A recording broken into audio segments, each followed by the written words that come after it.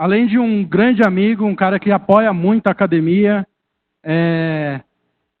tenho gravações lá no IPRC, é formado em Direito, é MBA em Gestão de Pessoas, mestre e doutor em Administração pela PUC, foi executivo da área de Compliance e Prevenção a Fraudes Organizacionais em consultorias, e isso por 12 anos.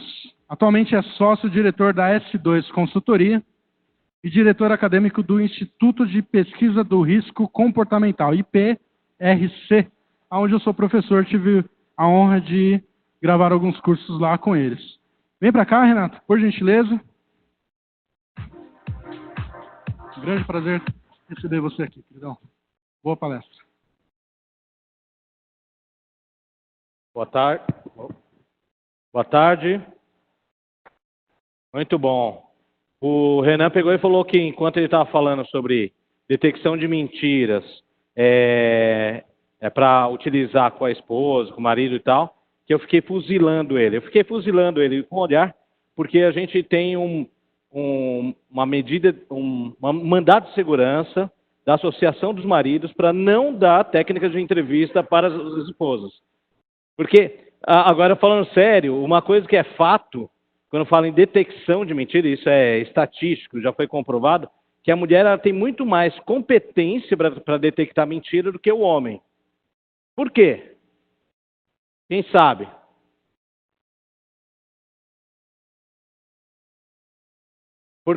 Porque não faz.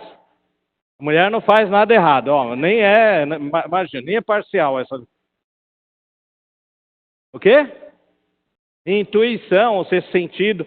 Não, o que acontece? Isso é a filogenética, ou seja, na verdade, isso foi desenvolvido pela mulher. Estou falando, isso é muito sério mesmo. O que acontece? Quando o homem, quando a gente está falando de muitas gerações anteriores, e aí o homem saía para caçar, a mulher cuidava da prole.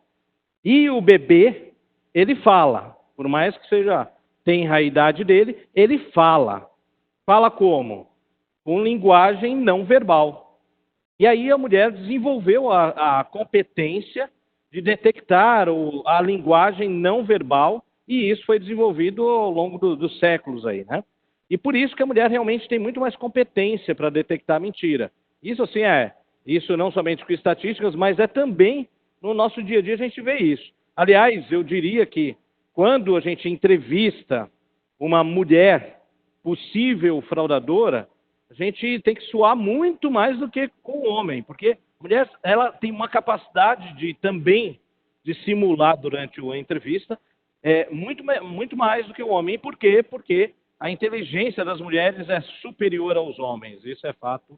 E a gente tem que concordar que realmente é muito à frente. Mas, enfim, só para encerrar esse comentário,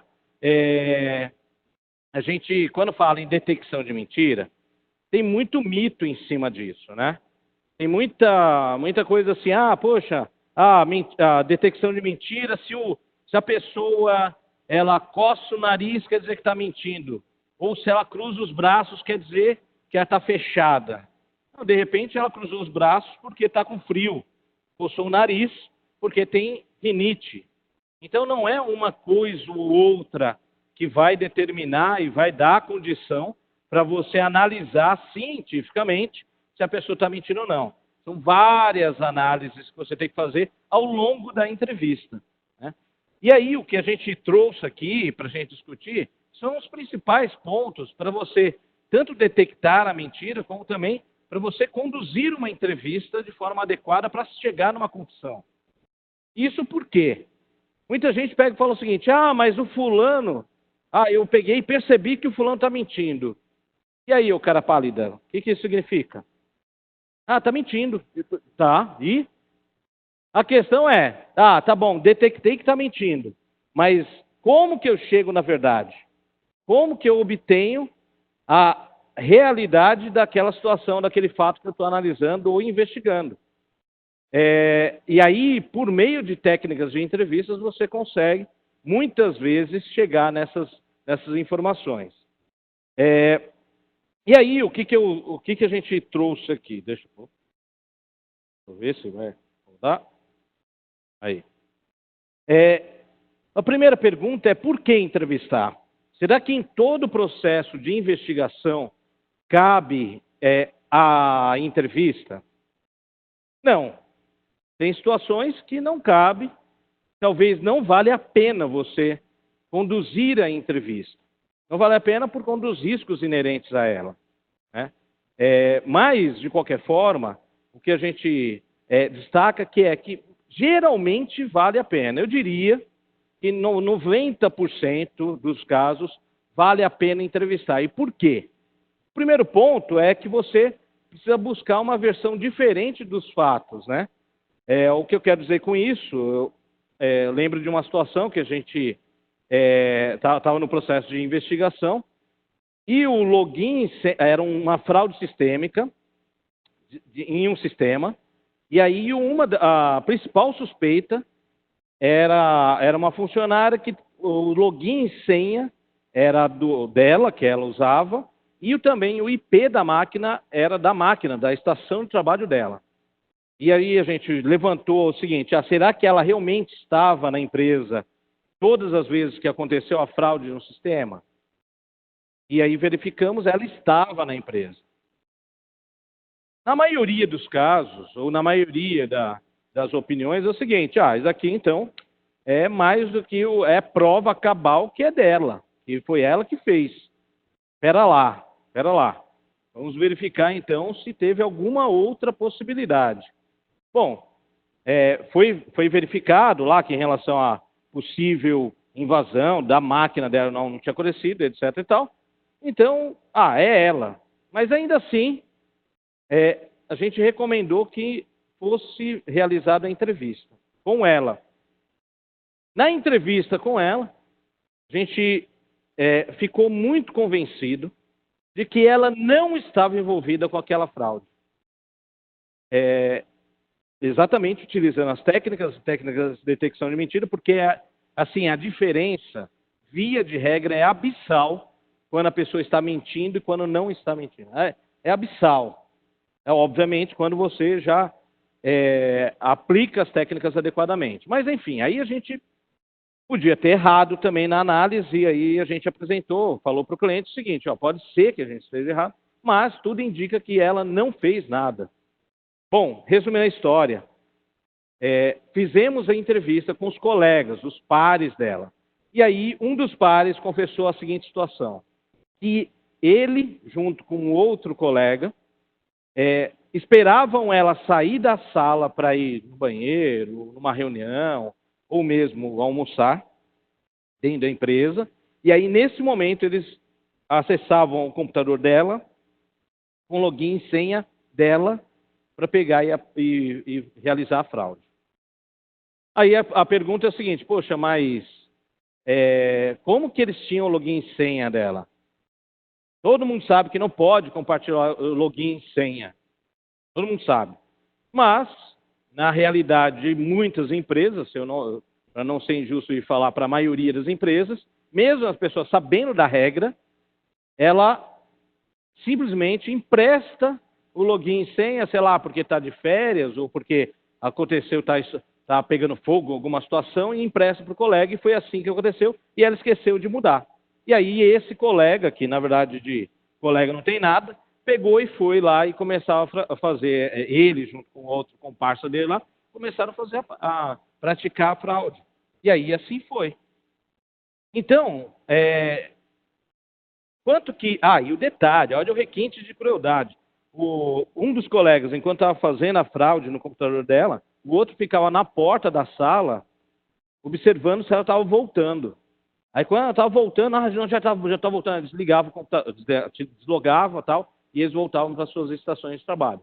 Então, ou seja, por mais que tudo indica que foi a pessoa, ainda assim, cabe a gente, na nossa visão, na maioria das vezes, cabe ainda entrevistar. Por quê? Também, um outro objetivo da entrevista é você coletar informações ou rede de relacionamentos.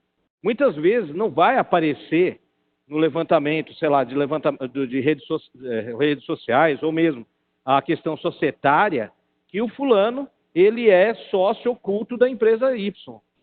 e de repente é a empresa exatamente que está acontecendo a propina. Então, muitas vezes você vai conseguir essa informação por meio de entrevistas que vão citar, o fulano é sócio oculto da empresa Y, ou se não, Beltrano é amante da fulana, que você só vai conseguir por meio de entrevista. É um outro motivo.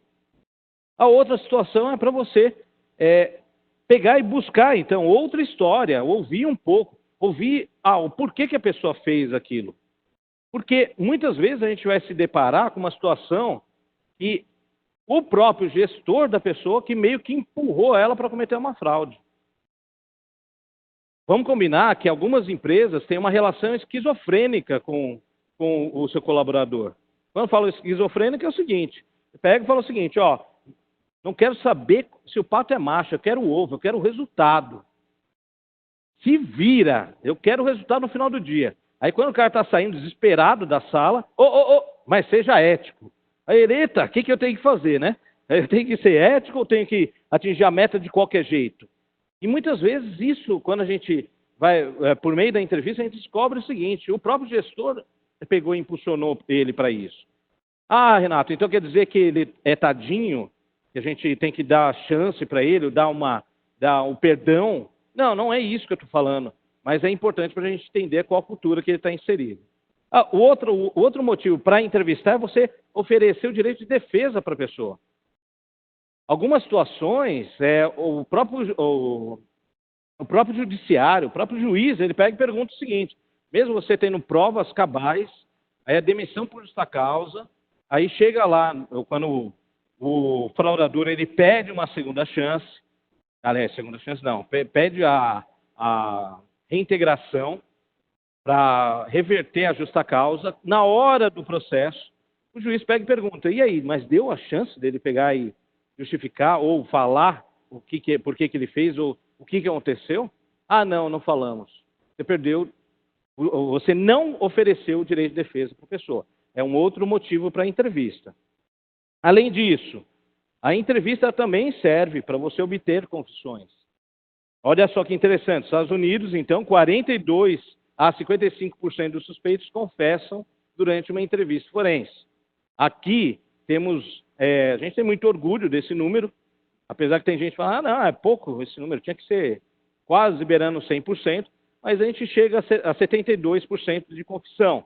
De que amostra, Renato? De 4.300 entrevistas, 72% das pessoas, dessas 4.300 entrevistas, elas confessaram que cometeram fraudes ou assédios.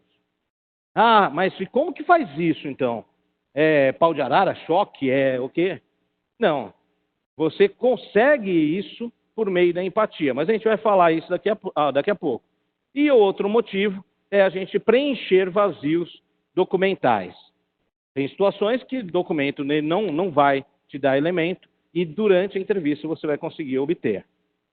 Bom, como o Renan comentou, a gente vai sortear um livro presencial e um livro para o pessoal que está assistindo pela internet no final aqui da palestra, tá? Então, e amanhã também, a mesma coisa, um presencial e um para o pessoal que está assistindo pela internet, para ser democrático, né? Então, esse sorteio é por um principal motivo aqui. É para a gente afastar o Morfeus do nosso meio. Morfeus é o deus do sono, né?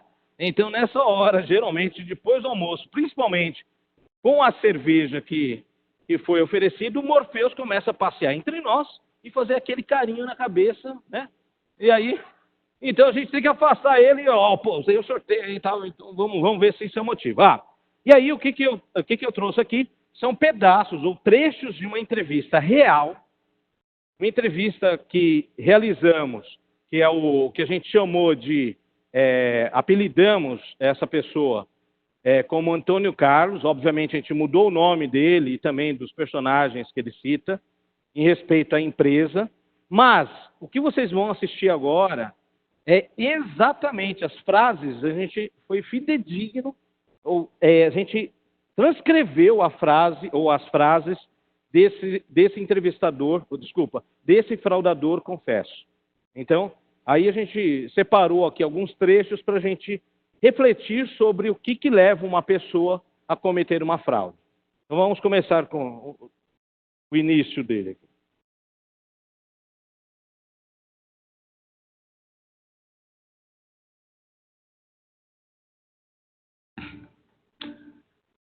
Bom, eu sou Antônio Carlos, trabalho há mais de 7 anos aqui na empresa e recentemente eu fui promovido a gerente sênior tributário.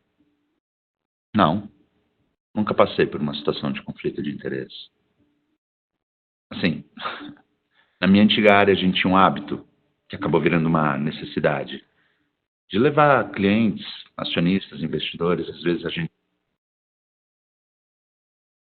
públicos para sair, curtir a noite. Enfim, jantar num restaurante conhecido, beber numa balada bacana, qualquer lugar fora do ambiente de trabalho que a gente pudesse negociar melhor. Mas isso sempre com conhecimento e anuência dos meus superiores. Meu chefe, inclusive, já está me acompanhando nesses encontros. Bom, esses clientes são VIPs, não dá para levar em qualquer lugar. Então, realmente, o reembolso dessas despesas acaba sendo um pouco maior do que permitido. Sei lá, talvez esse hábito ter virado uma regra possa ser um problema, mas... Olha, eu acho um exagero a área de compliance querer proibir esses encontros. É porque isso atrapalha as minhas negociações para a empresa. Eu negocio são valores muito altos, não dá para marcar uma reunião num boteco qualquer. Eu também não acho justo eu ter que arcar com todas essas despesas. Eu acabei misturando as coisas e comecei a pedir reembolso dessas despesas. Das minhas também.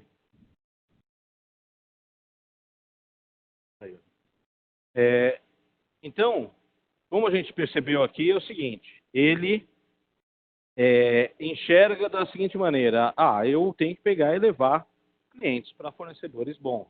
Aliás, desculpa, para restaurantes bons, esses fornecedores ou clientes, etc., para esses restaurantes, etc. Na verdade, pessoal, a gente tirou uma parte dessa fala. Na verdade, a gente não incluiu uma parte dessa fala.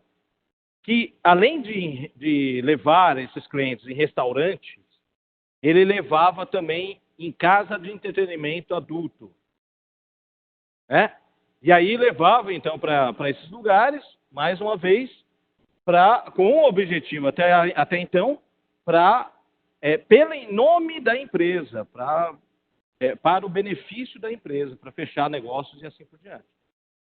Se a gente não entende essa lógica dele, dificilmente a gente vai conseguir chegar numa confissão completa. Então, não adianta a gente só julgar já o ato em si. A gente precisa entender o porquê que ele fez. Mas vamos continuar. Aqui são as etapas e objetivos de uma entrevista, né? Então, a primeira etapa é fazer um alinhamento e preparação. É importantíssimo a gente se preparar para a entrevista. A gente fazer uma apresentação de forma transparente. A lógica é, se você quer transparência das pessoas, você tem que ser transparente. Não adianta você, não, vamos conversar, é uma pesquisa, é uma reunião sobre clima, e aí, de repente, você começa a perguntar sobre fraude, sobre assédio. Você tem que ser transparente com a pessoa. E aí a gente aplica questionários. Aí tem entrevista comportamental, que é a primeira fase. Na verdade, é você entender a lógica da pessoa. Ali você não tem nenhum tipo de julgamento, ou mesmo você vai confrontar a pessoa. Você vai ouvir, inclusive, o racional dela, ou a racionalização dela, para cometer ou deixar de cometer algumas ações. Aí você vai fazer um possível aprofundamento, porque o ideal é que não tenha aprofundamento, que não seja preciso. Porque o que acontece? Tem situações que, durante a entrevista, ela pega e a pessoa solta uma informação que você nem imaginava. Por exemplo, eu lembro que aí era uma entrevista também, por conta de uma fraude em sistema, e aí o entrevistado em um determinado momento, ele solta o seguinte, eu fui viajar para a Europa, não sei o quê, eu perguntei, mas quando que foi isso? Foi no mês tal. E tinha acontecido a fraude naquele mês. E não dava para fazer isso remotamente. Pelo próprio sistema ali, não dava. E aí o que acontece? Poxa, será que ele realmente estava de férias? Poxa, Renato, mas vocês não fizeram esse levantamento na preparação? É meio básico, é saber o seguinte, ele estava de férias nesse período? Não, fizemos.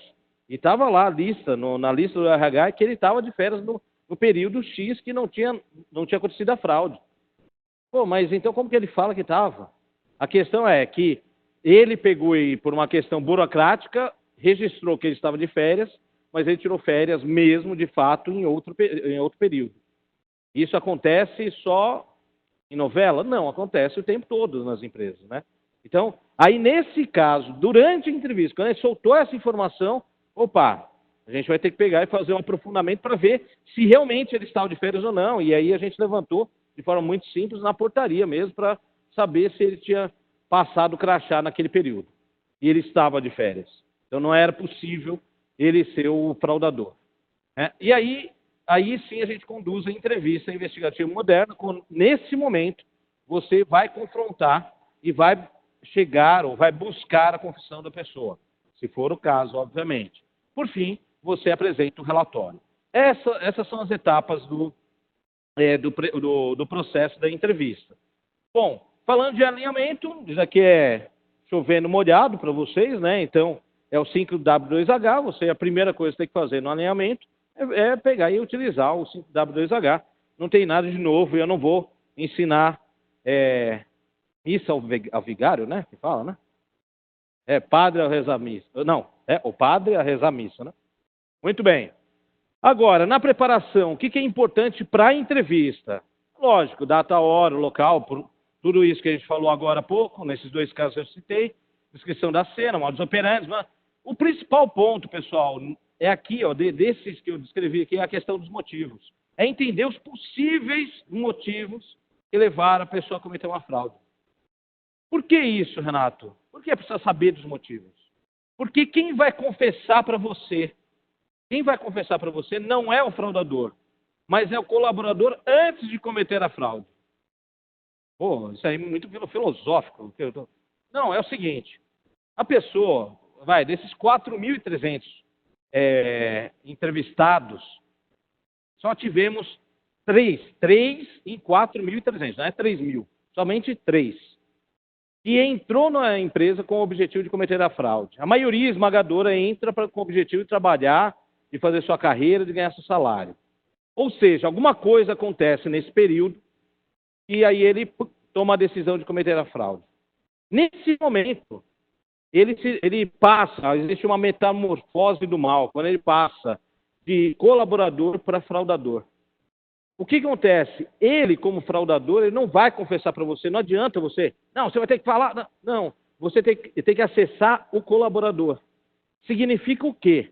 Que você precisa pegar e entender o que foi, qual foi esse gatilho que levou ele a tomar essa decisão de cometer a fraude dentro da empresa. Então, o nosso grande objetivo é entender o seguinte, os possíveis motivos. Foi uma promoção que não veio, ou se não, um divórcio que aconteceu, ou foi porque mudou o gestor, ou se não, porque aconteceu uma mudança na carreira dele, enfim, não sei, mas você tem que buscar esses motivos. Além disso, você precisa também levantar o histórico da pessoa e também qual a relação com a vítima. Relação com a vítima, que vítima é essa? Se a gente está falando de fraude, é a própria organização, é a própria empresa. Se a gente está falando de assédio, é o assediado. Renato, mas qual a importância de levantar, então, se o assediador tinha alguma relação com a vítima, ou seja, com o assediado antes? Total. Porque, de repente, na cabeça dele, ele não está praticando assédio, porque antes eles tinham um relacionamento. Mas se teve relacionamento, então, como assim aconteceu o assédio? Sim. Lembra o caso que saiu na mídia, tudo mais, do José Maia, né? José Maia, então, ele assediou sexualmente a figurinista. E aí, eu lembro em uma palestra que eu estava explicando a questão do assédio e tal, aí uma pessoa da plateia pegou e falou o seguinte, mas espera lá, eles já tiveram um caso antes. Eu falei, e daí? Qual o problema? Não, então se teve um caso antes, quer dizer que não podia ter assédio. Lógico que pode. Ou você vai falar, então, você vai avisar o seu marido, esposa, namorado, namorada, que todos os seus ex podem chegar e te usar. Já passou o tempo, né, vem aqui, vai se lavar que eu vou lhe usar. Que é isso? Não tem isso. Não tem essa. Pode existir o estupro no casamento, como não pode existir? A pessoa teve um caso e não tem essa história, então pode ter acontecido. Mas então, Renato, para que a gente precisa saber? Para entender o seguinte, o que passa na cabeça dele para assediar sexualmente alguém? É isso que a gente precisa entender, né? E aí, com isso, você consegue acessar quem? Antes, o colaborador, antes de cometer aquela situação, tá? Então, e aí o outro ponto extremamente importante é a questão do álibi. É entender, que na cabeça dele, o que ele vai falar ou possivelmente vai alegar durante a entrevista para você se precaver. Que aí é um jogo de xadrez. A entrevista é um jogo de xadrez. Tá? Muito bem, vamos voltar para o Antônio Carlos. Eu entregava as notas para algum sócio de escritório de advocacia que estivesse me acompanhando no encontro e ele mesmo preenchia o relatório de reembolso da despesa. Daí, como eu tinha autonomia para provar esse reembolso, nunca levantou nenhum tipo de suspeita. E o valor sempre era repassado para minha conta. Isso deve ter acontecido durante uns 8, 9 meses. E eu acredito que o valor total desses reembolsos deve ter chegado mais ou menos em 120 mil reais, mais ou menos. Sei lá, mais ou menos isso. Aí você deve estar se perguntando, se parte desses 120 mil foi em casa de entretenimento adulto, quer dizer que o cara tinha um cartão fidelidade, né? Impressionante, era mesmo, assim, né? Era muito bem-vindo no estabelecimento. Bom, ainda na etapa, a segunda etapa é a questão da aplicação de questionários. Isso é extremamente importante. Por quê? No questionário, que aí tem dois tipos, né? Ou você aplica um questionário, que é o teste de integridade, que você vai abranger vários temas, desde assédio até a fraude, ou se não, você vai aplicar um questionário dissertativo, que esse é mais focado naquele assunto. Quando você vai aplicar um ou outro? Depende do tipo de apuração que você está fazendo. Eu lembro que a gente teve uma situação, que era uma área que chegou umas 7 denúncias contra a mesma área, ou várias, né? Era do gestor, do colega, não sei o quê. E aí falava desde assédio, falava de assédio moral, aí falava também em relação à fraude de suborno e etc, etc. Então, vai ter que tratar vários temas, é melhor o teste de integridade, senão você aplica o questionário dissertativo, que é mais focado. O que é importante para você preparar as perguntas, né? É você entender qual tipo de pergunta você vai usar em cada momento. A primeira pergunta que você vai fazer é a pergunta aberta. Ela serve para quê? Não para detectar mentira. A pergunta aberta, ela serve para você obter a versão virgem dos fatos. É o que a pessoa acredita que está acontecendo, né? Ou pelo menos é a versão dela. A pergunta fechada, sim, aí tem um objetivo específico para detectar mentira. Um ponto importante, pessoal, 80% da comunicação humana, quem é responsável é o emissor. Aliás, quando eu estou numa DR com a minha esposa, aí eu estou lá na DR e tal, não sei o que, aí ela gosta de usar essa frase, ela fala, você não está entendendo o que eu estou falando. Aí eu viro para ela e falo, bom, a culpa é sua, porque 80% da comunicação do emissor é sua. Aí acaba a DR e acaba o R também, né? Então não façam isso em casa, porque não é legal. Mas, enfim, a pergunta tem que ser impessoal, não pode ser, eu vou fazer uma pergunta, estou curiosíssima para saber a orientação sexual da pessoa. Meu amigo, guarda a sua curiosidade, você não pode fazer essa pergunta para ele. Não pode fazer. Mas, puxa vida, Renato, não posso saber se tem amante? Você não pode saber se tem amante, você não pode perguntar se tem amante. A menos que você esteja apurando um caso de conflito de interesses, você pode perguntar se tem relacionamento afetivo no local de trabalho. Aí sim você pode perguntar, porque você está apurando o caso de conflito de interesses envolvendo uma relação afetiva. Mas essa pergunta tem que ser clara. Por exemplo, eu lembro que eu perguntei para uma entrevistada, você tem relacionamento afetivo aqui no local de trabalho? Ela, não tem. E eu sabia que tinha, né? A gente tinha várias evidências. E aí eu perguntei de novo, e de novo, e de novo. Ela ficou brava, falou, não é relacionamento afetivo, é só sexo. Sensacional, sensacional. Eu fiz a pergunta errada. Então, ou seja, não fui claro o suficiente.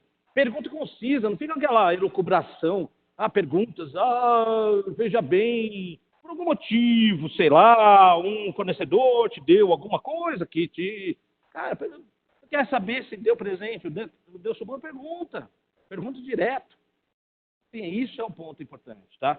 Muitas vezes o entrevistador que não chega, dificulta a confissão. Vamos voltar para o Antônio Carlos.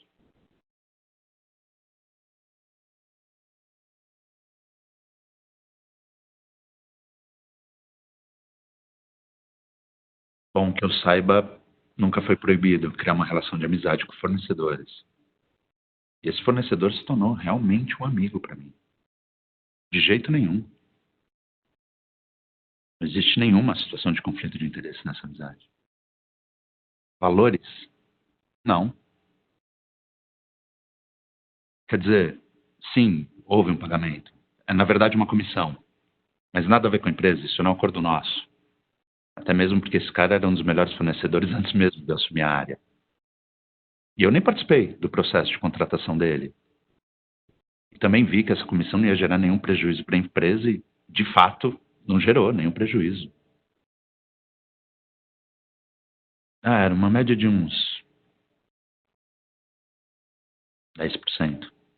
Em cima do que ele faturasse contra a empresa.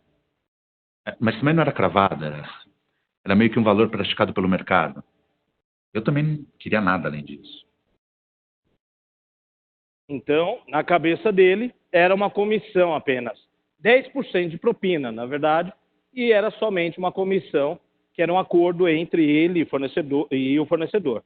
Então, vamos falar também o que não pode acontecer, o que você não pode fazer como entrevistador. Então, usar roupas inadequadas. O que significa isso? Você vai entrevistar o pessoal da operação. Você vai de terno e gravata? Desculpa, é inadequado. Ou o contrário, vai entrevistar um executivo que trabalha de terno e gravata, você vai de jeans. Está errado. Por quê? Porque você não vai aproximar da pessoa. Impedir que o entrevistado saia da sala. Você não pode sair daqui. Espera lá, e você incorre, inclusive, a cárcere privado. Você pode, aliás, você pode não, você deve deixar ele entrar e sair. Não realizar intervalo, já vi. A nossa média de entrevista é 3 horas e 15 minutos. 3 horas e 15 minutos, uma média. Teve situações que já demorou 5 horas. Porém, todas elas, a gente faz intervalo entre 40 minutos, mais ou menos. 40, 50 minutos faz o intervalo. Falar em minutos, aí ele já levantou a placa 5 minutos lá, que já está terminando. Bom, outro ponto muito importante, não minta para o seu entrevistado, não minta. Se a gente está falando de transparência, tem que ser transparente. E também não julgue ele. Aí ele pega, confessa, você vira para ele e fala, que coisa feia, hein? Você não tem vergonha? Não, você está lá julgando o fato, não a pessoa. Isso é importante.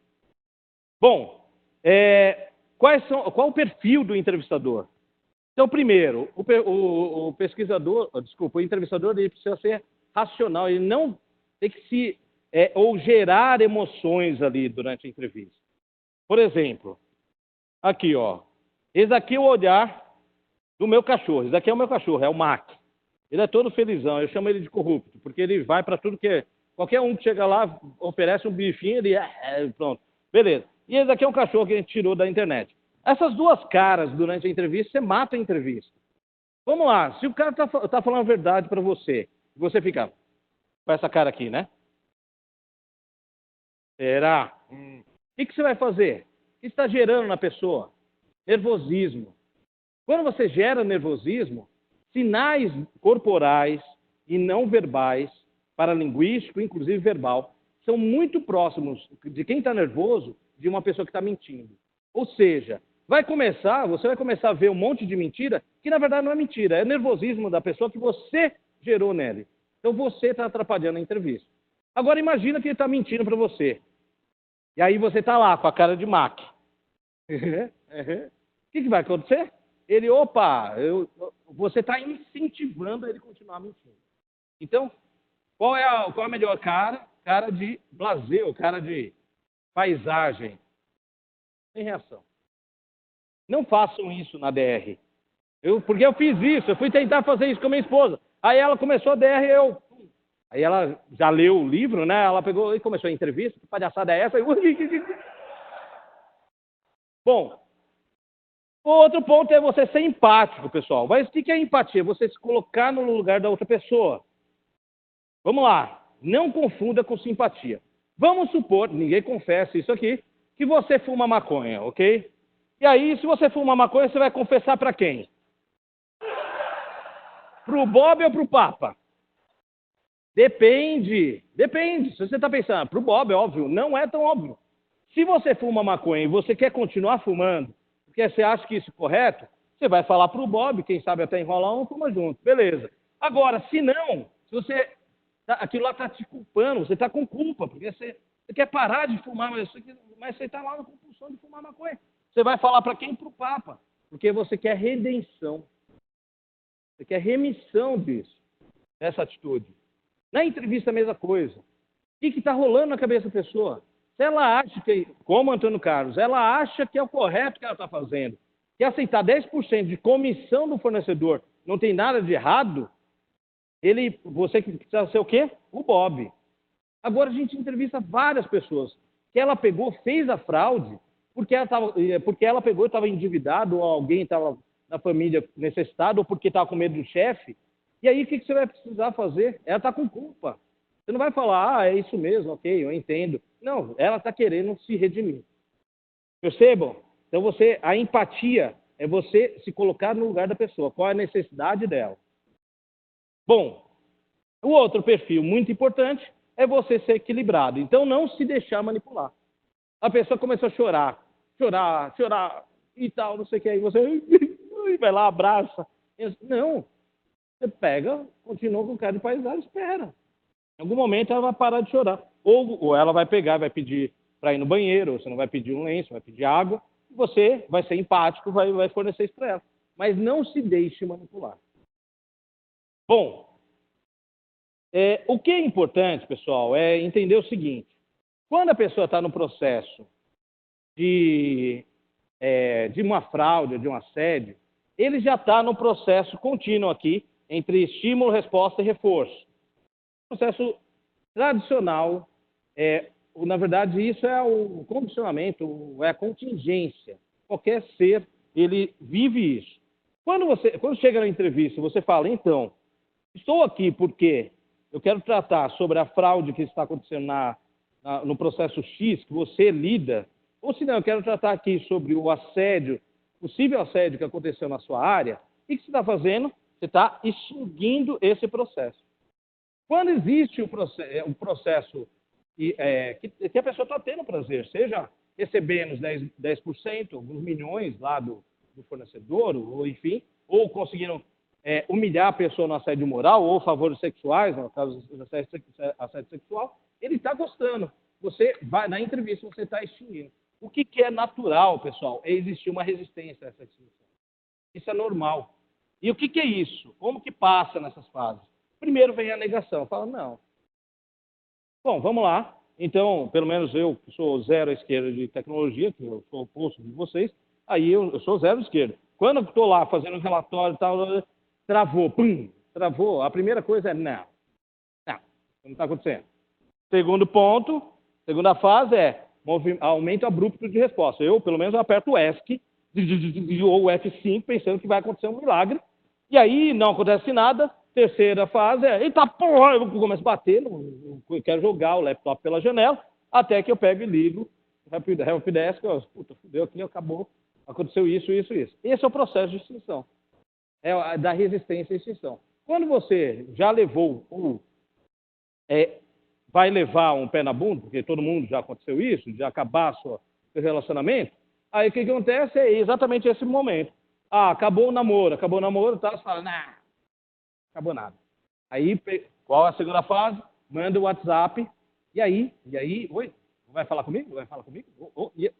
Terceira fase, ah, não me merece mesmo, não vale nada, não sei o quê. Aí a quarta fase, bom, a vida que segue, realmente acabou, e aí vamos continuar a fila aí. Esse é o processo. Na entrevista é a mesma coisa. A pessoa ela vai resistir a essa extinção. E aí, por isso, caramba, o cara levantou uma bomba ali. Aí o que acontece é, admissão, você vai buscar ou admissão ou confissão. A diferença entre as duas é que quando a pessoa confessa, ele está falando além do que aconteceu e ela está falando que ela fez e fez por quê. E aí a gente vai encerrando aqui com o Antônio Carlos. Era meio que uma relação ganha-ganha. Esse fornecedor ele fazia parte de um escritório de advocacia especializado em recuperar créditos tributários. Quanto mais ele recuperasse, melhor era para a nossa empresa. E para ele também, porque o faturamento era por resultado. Ele recebia um percentual por cada crédito recuperado. Ganha-ganha porque essa nossa parceria recuperou muito dinheiro para o caixa da empresa. Coisa de centenas de milhões de reais. Dinheiro, inclusive, que já era dado como perdido. Não, eu não vejo nada de errado. É mesmo porque essa minha comissão é dinheiro de pinga, perto do que a gente consegue recuperar de volta para a empresa. E todo mundo sabe aqui que eu também sempre corri atrás de resultado. Antes mesmo desse nosso combinado, eu nunca tinha recebido um centavo a mais por isso. Então por que eu não vou aproveitar essa oportunidade? Lá, minha comissão nunca saiu do caixa da empresa. Pelo contrário, eu recuperava muito dinheiro de volta para a empresa. Tá, eu posso até ter me perdido um pouco. Na hora de analisar se esses créditos eram realmente devidos ou não, mas é que até aí também tinham, sei lá, o meu interesse pessoal nos resultados, entende? Eu posso ter deixado escapar algumas coisas e nunca de forma consciente. É sério. Se eu errei, não foi consciente. Sei lá. Talvez essa história de conflito de interesses tenha terminado rolando comigo na prática. Bom, o que aconteceu com ele? Ele foi demitido por justa causa. O escritório de advocacia está respondendo um processo criminal. Mas os sócios, né? Eles estão respondendo ao processo criminal. E o escritório, um processo civil. E o Antônio Carlos ele foi recolocado em 4 meses. Depois de 4 meses, ele está dentro de uma empresa. E aí a gente acompanhou a vida dele e tal, e ele está lá dentro da empresa. Aliás, só uma curiosidade, uma das pesquisas que fizemos no IPRC, ele aponta que uma pessoa, em média, um fraudador, ele se recoloca em média 4 meses depois da demissão dele. Sendo que uma pessoa normal, que não comete fraude, demora 12 meses. Então, ele é muito mais rápido para se recolocar e metade deles, eles se recolocam numa posição superior. Eles são promovidos na empresa atual.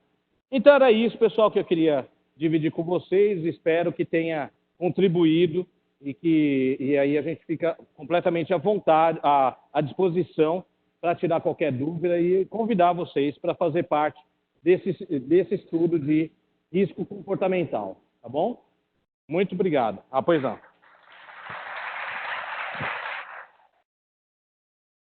Você arruma umas questões aí? Eita, muitas perguntas. Parabéns, meu nome é Wellington.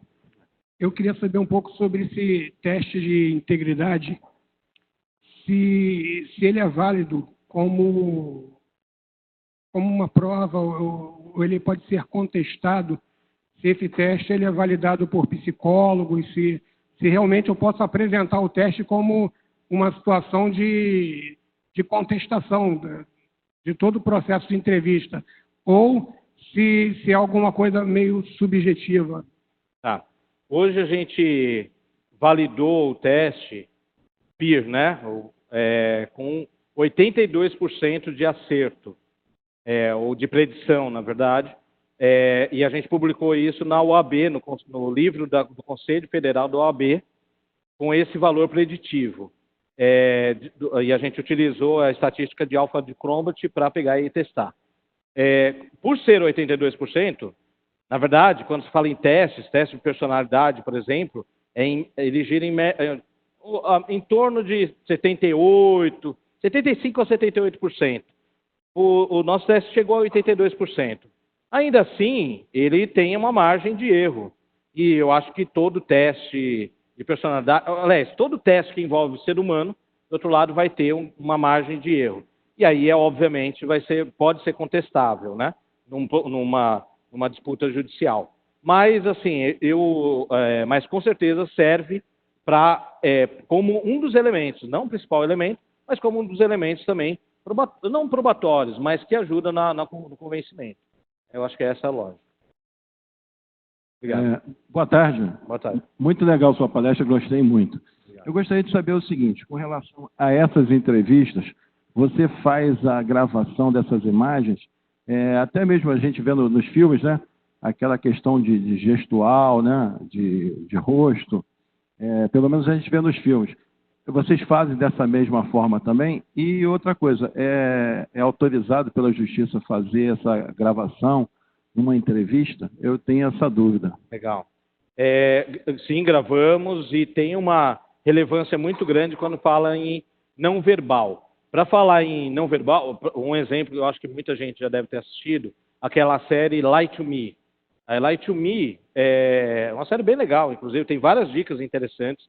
Ela foi criada em cima dos estudos do Paul Ekman, que é eu diria que é o pai da microexpressão, e ele tem estudos de doutorado já desde a década de 70, vários experimentos, etc., e realmente comprovando que tem, na verdade, 7 expressões faciais que você detecta a mentira, né? Uma oitava que ainda está ainda está em teste, que é a vergonha. Mas então, sim, então essa questão da linguagem não verbal, ela já é ciência mesmo, e ela funciona. Obviamente, você tem que pegar e colocar num contexto maior, não é aquilo que eu falei no início, somente um ponto ou outro. A sua segunda pergunta, se pode gravar? Sim, pode. O que acontece? O que diz a lei é o seguinte, que se você não está participando de uma reunião, de uma entrevista dessa, você precisa avisar para a pessoa que está sendo gravada. Então, é uma obrigação. Se você está participando da entrevista, você pode gravar sem avisá-la, inclusive. Mas, se você não avisa a pessoa, essa gravação não pode servir como prova para acusá-la, mas serve para nos defender. E aí, o que acontece é que a gente já viu algumas situações que aí a pessoa, depois da entrevista, depois da confissão, ela fala, mas eu fui obrigada a confessar e tal. Então, ela está me acusando de prevaricação, então aí eu junto a prova, eu junto essa gravação para comprovar. Teve um caso que foi a entrevistada, ela pegou e falou, não, porque eu fiquei 4 horas direto na entrevista, não me deram o direito de ir no banheiro sequer, e me acusaram, fizeram isso, aquilo outro. E ela juntou uma prova de uma gravação dela, da entrevista. Só que detalhe, ela pegou e editou todas as partes que fizemos intervalo, que a gente avisou que ela podia parar, podia deixar de responder uma pergunta. Toda a garantia legal e constitucional ela arrancou. Ela pegou e editou na entrevista. E aí a gente juntou a nossa gravação para mostrar para o juiz o seguinte, não, ela pegou e falsificou é uma espécie de falsificação. Você já teve algum entrevistado que no meio da entrevista falou assim, eu não quero ser gravado, vou sair? Na verdade, sim, eu diria que a maioria tem uma resistência, inclusive, independente da gravação, de participar da entrevista. Então, tem muitas vezes uma resistência. Não, mas eu não quero participar e tal, não sei o quê. Mas aí a gente vai conversando com a pessoa e realmente, aquilo que eu falei da empatia, não é técnica proposital, não, a gente faz realmente a empatia e aí a pessoa ela participa. Para ter uma ideia, a gente já aplicou essas entrevistas para essas 4.300 pessoas e só tivemos 11 casos, 11 que a pessoa saiu da entrevista no meio ou no começo, ela não quis participar, só 11. Então, ou seja, a maioria esmagadora, ela participa, né? Ela aceita participar, desde que você faça de uma maneira educada e seguindo a lei, né? Então, não tem muita resistência, não, depois da conversa. Né? Renato. Oi. Vai continuar? Não, eu só agradeço. Desculpa, não, achei que ele ia falar. Renato, parabéns. Se o Renato estivesse entrevistando o Renato, existe técnica de dissimulação em que você conclui, cara, não sei se o cara falou a verdade, mas existe uma antiforense disso? A gente já teve poucos casos, na verdade já tivemos 2 casos que a pessoa já tinha feito o nosso curso de detecção de mentira e técnica de entrevista. E aí, basicamente a técnica toda, você tem que pegar e encostar ela e você vai ter que usar outra forma. Agora, em relação a detectar mentira, uma coisa que a gente brinca, mas é a realidade, é que quanto mais você estuda detecção de mentira, menos você fica capaz de mentir. É verdade, porque o que acontece? Você está mentindo, você tá se analisando. Aí você pega, puxa, caramba, eu cocei o nariz, cresceu com a boca, não sei o quê. E aí isso te deixa mais nervoso, porque você acredita que a pessoa que está conversando com você está detectando a mentira. Então, aí você vai dando mais sinais ainda. Então, ou seja, quando eu estou na DR com a minha esposa, eu prefiro não mentir, porque senão eu me enrolo mais ainda, né? Então, esse é o ponto. Não, eu diria o seguinte, é lógico, tem pessoas que são muito boas na mentira, mas muito boas. Mas a maioria, na verdade, a maioria esmagadora, com exceção dos psicopatas, a pessoa vai dar sinais. Vai dar sinais. Psicopata não. Mas psicopata, qual o percentual no mundo? Alguém chuta? Quem sabe? 5%. De 5 a 6% de psicopatas no mundo. Tem quantas pessoas aqui na sala? Brincadeira. Mas então o que eu estou falando... Então o que eu estou falando com exceção de psicopata que a gente não vai pegar mesmo, o resto vai dar sinais. Basta você cada vez mais se aprofundar na análise de detecção de mentira. Mas, por favor, pessoal, ninguém deixa de falar comigo no happy hour, tá? Só por conta disso. Eu não vou te analisar, prometo. Bom? Ele vai assim,